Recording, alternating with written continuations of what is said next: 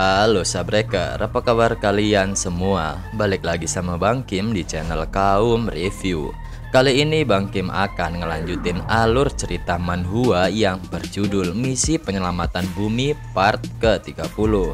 Buat kalian semua yang belum nonton part sebelumnya, Bang Kim saranin buat nonton terlebih dahulu supaya kalian gak ketinggalan alur ceritanya. Juga buat kalian semua yang belum subrek, silahkan untuk disubrek terlebih dahulu, serta tinggalin like dan komentar kalian sebanyak-banyaknya. Oke lah, nggak usah lama-lama, kita langsung aja masuk ke dalam alur ceritanya. Di part kali ini, sang elang emas yang berhasil dikaitkan rantai Tianxing mulai berbalik menyerang Tianxing. Dengan kecepatan terbang yang dimiliki elang emas itu, nampaknya Tianxing ingin mencoba sesuatu pada elang emas yang telah mengambil resiko melawan dirinya. Tianxing dengan sukarela menahan serangan elang emas itu. Dan dari kejauhan Xiao Sheng yang melihat elang itu meluncur dan bersiap menyerang Tianxing. Xiao Sheng menyarankan Tianxing untuk menghindari serangan elang tersebut. Namun sepertinya Tianxing tidak mendengarkan perkataan dari Xiao Sheng, karena Tianxing memang sengaja mencoba menahan serangan elang secara langsung. Sambil menahan tekanan energi yang diberikan oleh elang tersebut, Tianxing mencoba memancing elang itu agar lebih dekat lagi ke tubuh Tianxing. Pada saat elang itu sudah mendekat, Tianxing langsung mengeluarkan armor di tubuhnya untuk menghalau serangan elang emas. Armor itu memantulkan serangan elang dan mengakibatkan elang tersebut terkena energi sihir dari armor Tianxing. Elang itu pun dibuat tak berdaya dan tak berkutik oleh Tianxing sehingga mengakibatkan elang itu jatuh ke tanah.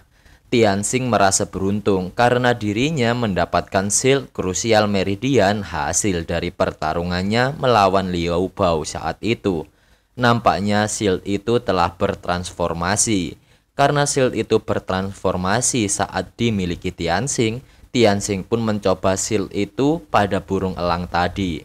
Seiring perkembangan kemampuan Tianxing, shield krusial meridian ternyata ikut berkembang menjadi sangat kuat. Dirasa elang itu sudah tak berdaya, Tianxing memanfaatkan kondisi itu untuk menjinakkan elang tersebut dan menjadikannya peliharaan spiritual. Dengan terjalinnya kontrak peliharaan spiritual tersebut, kini Tianxing dapat menunggangi elang emas itu dalam kompetisi pertemuan bela diri. Setelah Tianxing berhasil mendapatkan salah satu syarat untuk mengikuti kompetisi, yaitu peliharaan spiritual, Tianxing dihampiri oleh Xiao Sheng. Xiao Sheng mengucapkan terima kasih kepada Tianxing dan menawarkan wine milik kera tersebut karena Tianxing tadi telah membantu Xiao Sheng menjinakkan peliharaan tersebut. Mendengar ucapan terima kasih Xiao Sheng, Tianxing pun mengucapkan hal yang sama kepada Xiao Sheng karena berkat bantuan Xiao Sheng pula Tianxing kini dapat menjinakkan peliharaan spiritual. Setelah mendengar perkataan Tianxing, Xiao Sheng yang mengerti bahwa Tianxing kini sedang buru-buru mencari dan bertanya kepada orang-orang tentang keberadaan teman dan saudara Tianxing di sekitar alam ilusi.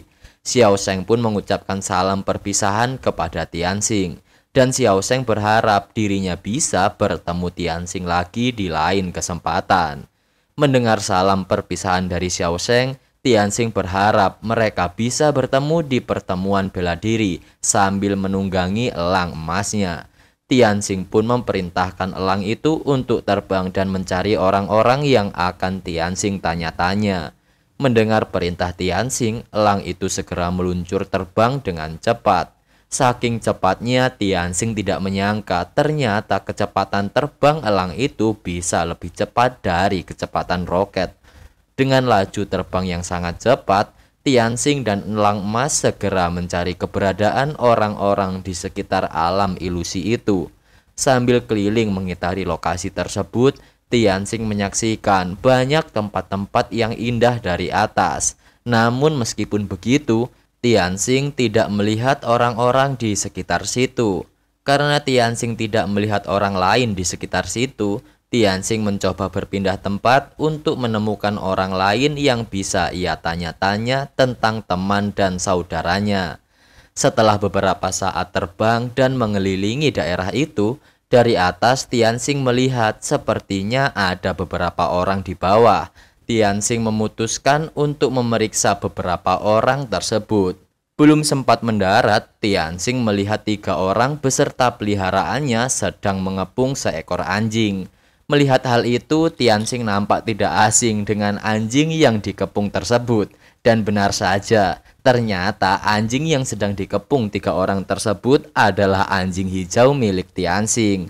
Di sisi lain, anjing hijau yang berhasil dikepung dan tidak bisa menghindar pun marah. Anjing itu mengatakan kepada salah satu orang yang berambut emas. Anjing itu mengucap agar rambut emas itu jangan berani-berani memakan dan mengganggunya.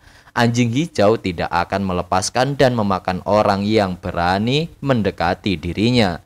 Mendengar ucapan si anjing itu, si rambut emas pun menjawab, jika saja anjing hijau tidak memakan giok naga miliknya, mereka tidak mungkin mengganggu dan menyerang anjing hijau itu.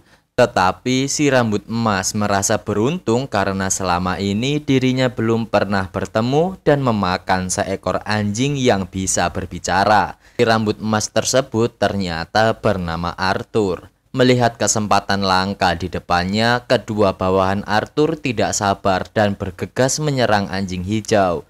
Dengan kondisi anjing hijau yang tidak bisa kabur lagi, mereka berencana akan mencincang anjing hijau hidup-hidup. Sambil menunggangi peliharaannya, mereka segera bergerak dan bersiap menebas anjing hijau itu. Anjing hijau pun panik ketakutan sehingga dirinya hanya bisa pasrah dengan keadaan saat itu.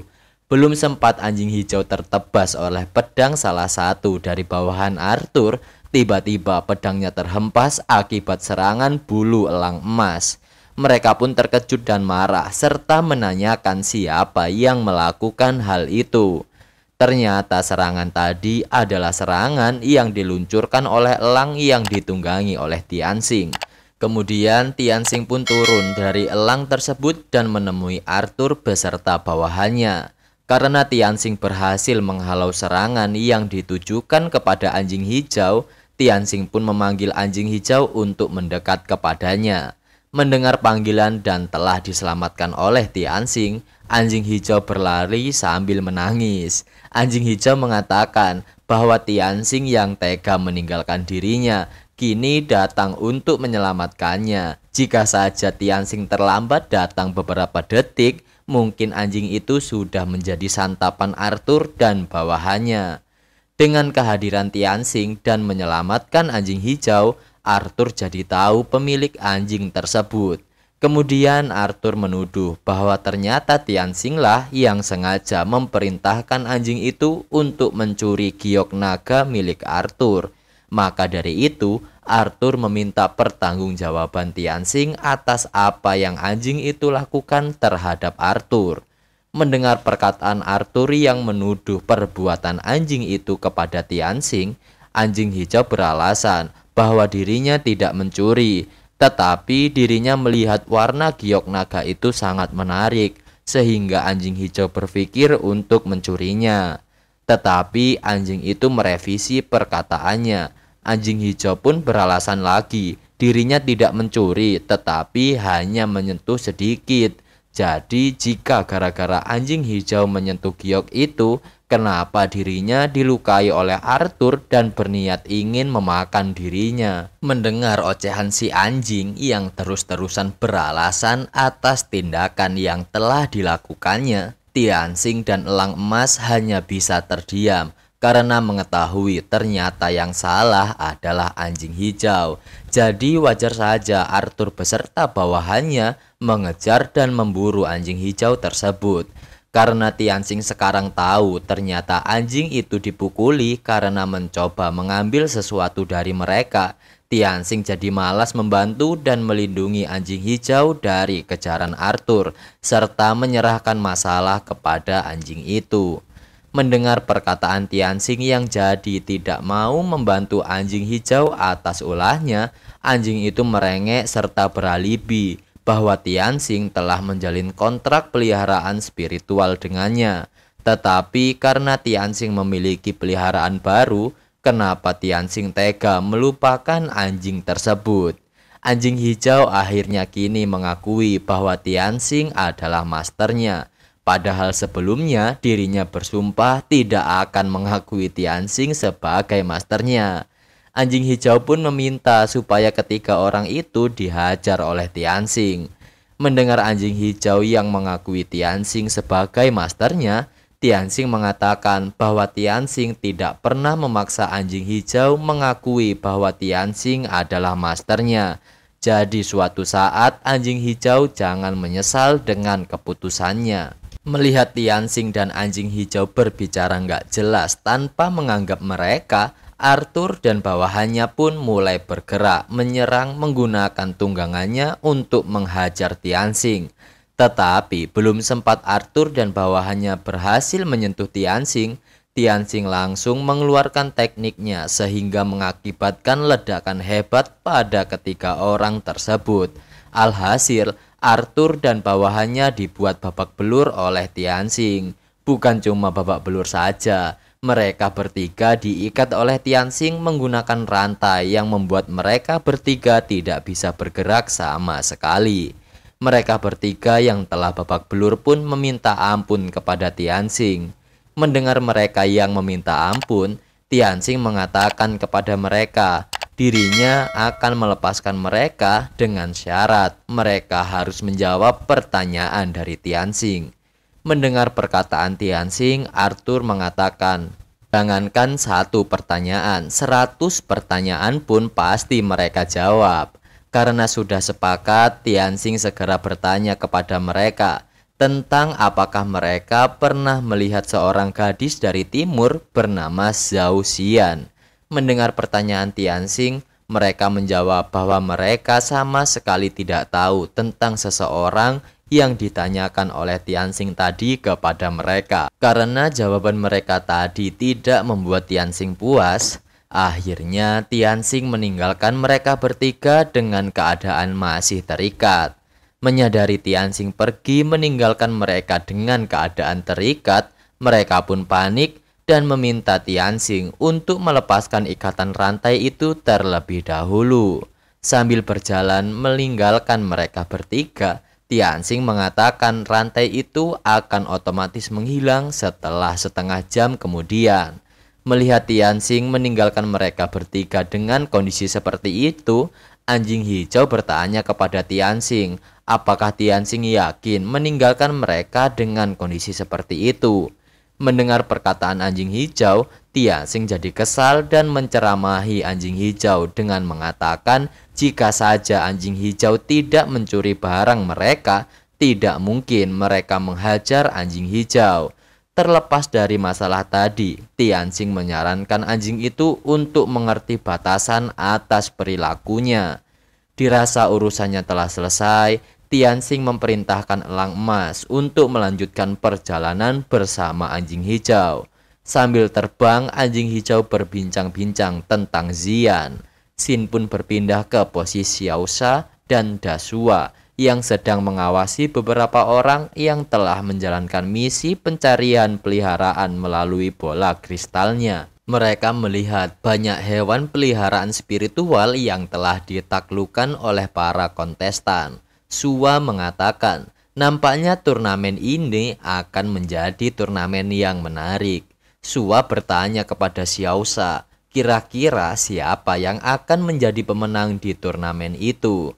Mendengar pertanyaan Sua, Xiaosha pun menjawab bahwa dirinya tidak tahu, tetapi dirinya merasa seperti ada seorang prajurit yang sangat kuat berasal dari timur. Orang itu memenangkan cukup banyak pertarungan dengan kultivator dan penyihir saat berada di alam ilusi. Sua melihat dari bola kristal tersebut, satu-satunya elang besi emas spiritual telah berhasil ditaklukkan oleh Tianxing. Xiaosha pun menanggapi, dirinya penasaran dan benar-benar ingin melihat penampilan Tianxing di turnamen. Karena batas waktu pencarian peliharaan spiritual telah habis, Xiaosha dan Dasua pun mensamen para peserta yang ada di dalam alam ilusi kembali ke lokasi pertemuan bela diri. Karena semua peserta sudah kembali dari alam ilusi serta berhasil mendapatkan peliharaan spiritual, para peserta disambut lagi oleh Huamu selaku pembawa acara di pertemuan bela diri. Huamu mengatakan peliharaan yang mereka dapatkan adalah hadiah yang bisa mereka miliki secara permanen. Huamu berharap semua para peserta senang dengan hewan peliharaan spiritual yang mereka dapatkan. Tetapi nampaknya ada beberapa peserta yang kurang puas dengan peliharaan spiritual yang telah mereka dapatkan. Mereka kecewa dengan hewan yang sepertinya tidak berguna untuk dijadikan tunggangan saat turnamen dimulai nanti. Karena suasana menjadi gaduh akibat ketidakpuasan mereka terhadap hewan peliharaan yang mereka dapatkan, Huamu mencoba memberi informasi agar para peserta tetap kondusif dan lebih sportif. Huamu akan menunjukkan barang mewah yang akan dijadikan hadiah untuk pemenang di turnamen itu. Suasana pun kembali kondusif. Saat suasana kondusif, Huamu menjelaskan ada 6 harta karun langka yang akan dibagikan untuk para pemenang. Untuk juara pertama, mereka dapat memilih 3 barang yang mereka inginkan terlebih dahulu. Juara kedua dapat memilih 2 harta karun. Dan juara ketiga mendapatkan harta karun yang tersisa dari juara 1 dan 2. Menggunakan kemampuan Sua, Huamu mencoba menunjukkan harta karun yang akan dibagikan sebagai hadiah dari para pemenang. Salah satu harta itu adalah The Sky Town Magic Tower, yang mana harta tersebut merupakan harta langka yang dipelihara oleh tanah eternal. Tower itu dapat digunakan untuk mengumpulkan dan mengurung monster jahat. Pada saat yang sama, tower itu dapat meningkat dan berkembang seiring dengan jumlah monster yang tower itu kurung. Kemudian Huamu menunjukkan lagi lewat kemampuan Xiaosha. Harta karun yang kedua, harta itu adalah The Space Door, yang mana benda itu dapat membawa penggunanya melewati ruang dan waktu. Penggunanya hanya perlu menandai lokasi yang mereka tuju, kemudian masuk ke dalam pintu tersebut dan bisa berpindah ke tempat yang sudah mereka tandai tadi. Jadi pintu itu merupakan perangkat teleportasi yang bisa memindahkan seseorang dari satu lokasi ke lokasi yang lain dengan waktu yang singkat. Tianxing yang melihat dan mengetahui kegunaan The Space Door pun tertarik memiliki harta itu. Jika Tianxing memiliki harta itu, Tianxing akan menggunakan The Space Door untuk mencari Xian dan yang lainnya. Kemudian Huamu menunjukkan harta ketiga untuk dijadikan hadiah turnamen. Harta itu adalah The Eight Array Diagram. Harta itu dapat digunakan untuk strategi, perisai, dan armor, serta dapat memanggil angin, hujan, flora fauna, serta prajurit. Kekuatan tempur yang dihasilkan harta itu cukup untuk menandingi ribuan prajurit. Melihat harta itu, beberapa jenderal nampak tertarik dengan benda tersebut. Menurut dirinya, harta itu sangat cocok ia gunakan di medan perang. Ada juga harta yang tidak ternilai bernama Charm. Charm tersebut terdiri dari Spirit Ship dan Scared Wings. Untuk Spirit Ship, ia merupakan sebuah kapal yang dapat mengumpulkan jiwa-jiwa dari air. Kapal itu mengandalkan jiwa-jiwa spiritual sebagai penggerak layarnya. Kemudian Sacred Wings adalah sayap yang berevolusi dari bulu putih 9 burung suci langit, dapat melakukan perjalanan ke seluruh dunia setelah memakainya. Sekali lagi Huamu mengingatkan bahwa orang yang akan mendapatkan harta yang direbutkan tadi adalah orang di peringkat 3 teratas. Sisa dari 3 juara tersebut tidak bisa memiliki hadiah yang telah disebutkan tadi. Jadi Huamu menyarankan para peserta untuk melakukan yang terbaik dan mengerahkan semua kemampuan yang mereka miliki untuk bisa jadi yang teratas. Mendengar perkataan Huamu yang nampaknya turnamen siap untuk dimulai, Tianxing bersiap dan mengandalkan elang itu untuk menjalankan turnamen tersebut. Pada saat Huamu akan memberi hitungan apa-apa, pertanda turnamen dimulai, seluruh peserta langsung nyelonong memulai turnamen tersebut tanpa mendengarkan hitungan dari Huamu. Semua peserta melaju dengan sekuat tenaga mengandalkan hewan peliharaan spiritual mereka masing-masing. Terlihat beberapa peserta sudah menggunakan kemampuan dan sihirnya untuk menjatuhkan satu sama lain demi memenangkan pertandingan lomba lari tersebut. Terlihat juga ada seorang kaisar berambisius untuk mendapatkan hadiah harta karun yang akan diberikan kepada saudaranya sambil menunggangi kelinci merahnya. Melihat para peserta yang sudah mulai menyerang satu sama lain, Tianxing pun tidak menyangka bahwa baru dimulai turnamennya tetapi sudah banyak darah ditumpahkan. Tianxing bersyukur karena dirinya dapat menghindari pertarungan dari atas langit. Mendengar perkataan Tianxing, anjing hijau optimis karena mereka di atas langit, jadi tidak ada yang bisa mengalahkan Tianxing dan menjadi juara. Namun belum lama anjing itu tak kabur, tiba-tiba langit gelap dan mengeluarkan petir. Tianxing yang menyadari hal tersebut, dirinya mencoba menghindari sambaran petir itu.